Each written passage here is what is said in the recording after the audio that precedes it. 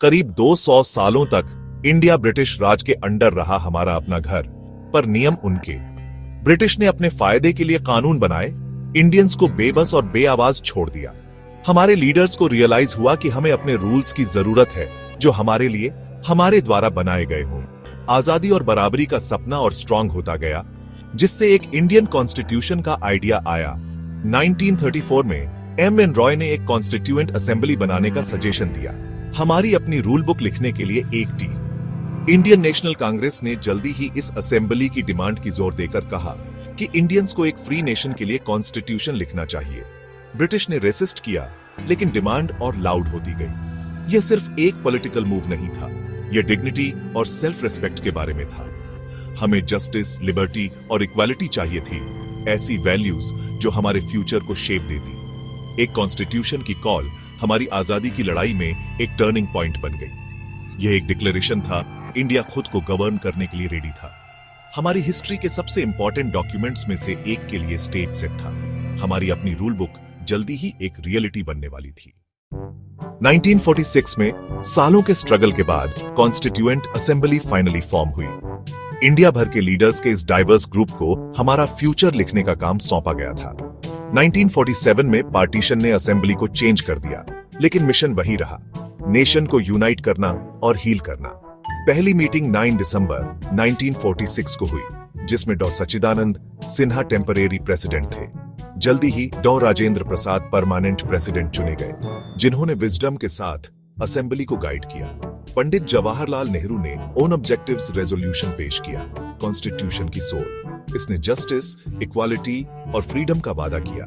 India को एक independent sovereign Republic declare किया। यह रेजोल्यूशन असेंबली के लिए गाइडिंग स्टार बन गया। चैलेंजेस के बावजूद मेंबर्स लगे रहे, एक स्ट्रॉन्ग डेमोक्रेटिक इंडिया बनाने के लिए डिटरमाइंड थे। उनका काम एक नए नेशन के लिए फाउंडेशन रखेगा। कॉन्स्टिट्यूएंट असेंबली के एफर्ट्स ने इंडियन सेल्फ रूल की सच्ची शुरुआत को मार्क किया। हमारे कॉन्स्टिट्यूशन तक की जर्नी सच में शुरू हो चुकी थी। कॉन्स्टिट्यूशन लिखना एक बहुत बड़ा काम था, जैसे जनरेशंस के लिए एक फाउंडेशन बनाना। कॉन्स्टिट्यूएंट असेंबली ने कमिटीज बनाई, जिसमें ड्राफ्टिंग कमिटी डॉ बी.आर. अंबेडकर के लीडरशिप में कोर में थी। डॉ अंबेडकर एक विजनरी और लीगल एक्सपर्ट ने डेडिकेशन के साथ प्रोसेस को गाइड किया। टीम ने दुनिया भर के कॉन्स्टिट्यूशंस को स्टडी किया, इंडिया की यूनिक जरूरतों के हिसाब से आइडियाज को अडॉप्ट किया। हर क्लॉज पर बहस हुई और उसे सभी इंडियंस को प्रोटेक्ट करने के लिए रिफाइन किया गया। असेंबली करीब 3 सालों तक मिली, यह इंश्योर करते हुए कि हर डिटेल सही हो। यह सिर्फ कानून बनाना नहीं था, यह एक नए नेशन के ड्रीम्स को रियलाइज करने के बारे में था। 26 नवंबर 1949 को कॉन्स्टिट्यूशन को अडॉप्ट किया गया और साइन किया गया। 26 जनवरी 1950 को इसे लागू करने का दिन चुना गया, जिसे अब रिपब्लिक डे के रूप में सेलिब्रेट किया जाता है। इंडिया एक सॉवरेन डेमोक्रेटिक रिपब्लिक बन गया, जो अपनी रूल बुक से गवर्न होता है। कॉन्स्टिट्यूशन देश का कानून बन गया, जो हमारी आजादी का सिंबल था। यह विजन, डिबेट और यूनिटी का रिजल्ट था। हमारा फ्यूचर अब हमारे अपने हाथों में था। इंडियन कॉन्स्टिट्यूशन दुनिया का सबसे लंबा लिखा हुआ कॉन्स्टिट्यूशन है, जिसे ओरिजिनली हिंदी और इंग्लिश में हाथ से लिखा गया था। यह सिटीजन्स के राइट्स और गवर्नमेंट की पावर्स को क्लियरली डिफाइन करता है, जिससे कंफ्यूजन की कोई गुंजाइश नहीं रहती। कॉन्स्टिट्यूशन एक फेडरल सिस्टम, एक पार्लियामेंट्री गवर्नमेंट और फंडामेंटल राइट्स और ड्यूटीज की गारंटी देता है। यह सिंगल सिटीजनशिप और एक इंडिपेंडेंट जुडिशियरी के साथ इंडिया को यूनाइट करता है, सभी के लिए जस्टिस इंश्योर करता है।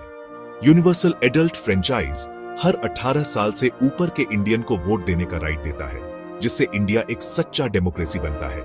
कॉन्स्टिट्यूशन सिर्फ कानूनों की किताब से ज्यादा है, यह एक लिविंग डॉक्यूमेंट है जो हमारी फ्रीडम्स को प्रोटेक्ट करता है। यह गवर्नमेंट की पावर को चेक करता है और डेमोक्रेसी को कायम रखता है। कॉन्स्टिट्यूशन उन लोगों की उम्मीदों और सपनों को दर्शाता है जिन्होंने आजादी के लिए लड़ाई लड़ी। यह सभी के लिए एक फेयर, ज्यादा इक्वल फ्यूचर का वादा करता है। यह हमारे नेशन का हार्ट और सोल है।